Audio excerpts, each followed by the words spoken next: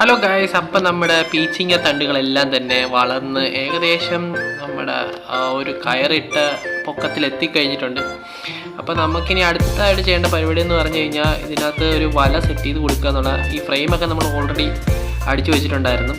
അപ്പം നമുക്ക് എന്തായാലും ഈ ഫ്രെയിം തികയുന്ന രീതിയിൽ ഞാൻ വല ഇന്നലെ മേടിച്ച് വെച്ചിട്ടുണ്ട്. അപ്പം നമുക്ക് ഇന്ന് ആ വല എങ്ങനെയാണ് ഇടുന്നതെന്നൊന്ന് നോക്കാം.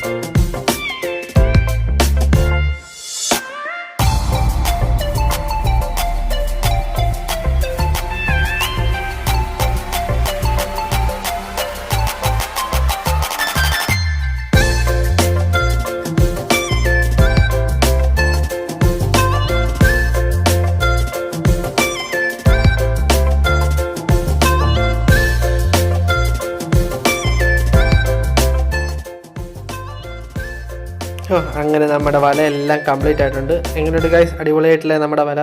അപ്പോൾ എന്തെങ്കിലുമൊക്കെ നിങ്ങളുടെ നിർദ്ദേശങ്ങളും എന്തെങ്കിലും അഭിപ്രായങ്ങളൊക്കെ ഉണ്ടെങ്കിൽ നമ്മുടെ കമൻറ്റ് ബോക്സിൽ ഒന്ന് രേഖപ്പെടുത്തിയേക്കാം.